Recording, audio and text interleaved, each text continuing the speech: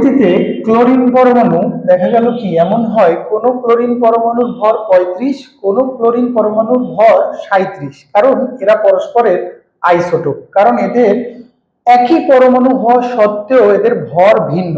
কারণ এদের পারমাণবিক সংখ্যা একই হলেও এদের নিউট্রন সংখ্যা সেম না হওয়ার কারণে এদের ভর সংখ্যাটা ভিন্ন হয়ে যাচ্ছে।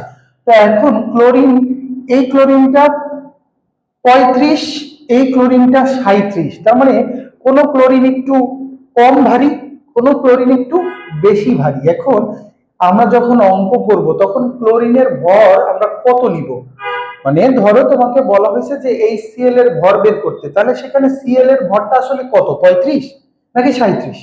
তো তখন তুমি এই যে যে 35 আর 37 এর কোনটা ব্যবহার করবা, সেটা ধরো তোমাকে একটা বাক্সের মধ্যে 100টা ক্লোরিন পরমাণু দিয়ে দেওয়া হয়েছে, সেখান থেকে তুমি একটা টেনে তুলবা। তো টেনে তুললে আসলে সেটা 75% সম্ভাবনা হচ্ছে 35 ভর হওয়ার, আর 25% সম্ভাবনা হচ্ছে 37 ভর হওয়ার। কারণ প্রকৃতিতে যে ক্লোরিন পাওয়া যায় তার 75% ক্লোরিনই 35 ভরের, আর 25% ক্লোরিন 37 ভরের। এখন তুমি কোন ভরটাকে ব্যবহার করবা, তখন তোমার উচিত হচ্ছে এটাকে এবং এটাকে দুইটাকেই প্রাধান্য দিয়ে ভরটা নেওয়া। কারণ আমি তো শিওর না সেটা যে 35 ভরের নাকি 37 ভরের। তাহলে তুমি একটা কাজ করতে পারো, 35 ভরের 75% নিতে পারো, 35-এর 75%, 75/100 প্লাস, আর 37 যেহেতু 25% পাওয়া যায় তাহলে এটার 25%।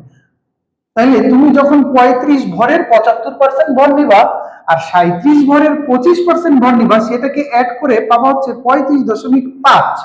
তাহলে এটাকে আমরা গড় আপেক্ষিক পারমাণবিক ভর হিসাবে ব্যবহার করব। মানে ক্লোরিনের ভরকে আমরা 35ও ব্যবহার করব না, 37ও ব্যবহার করব না। দেখো 35-এর প্রতি বেশি প্রায়োরিটি দিয়ে তার 75% যেহেতু সম্ভাবনা, তাই তার 75% নিছি, আর 37 ভরের 25% নিছি।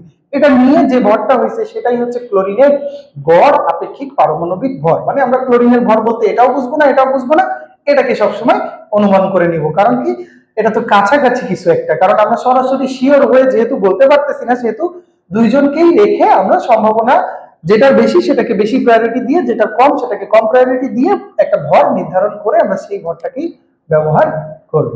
বোঝা গেছে আশা করি। ধন্যবাদ।